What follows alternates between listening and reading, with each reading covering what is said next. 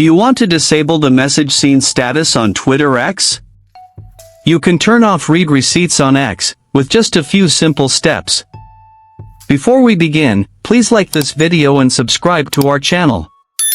I've also included some helpful tools and apps in the description, so be sure to check them out.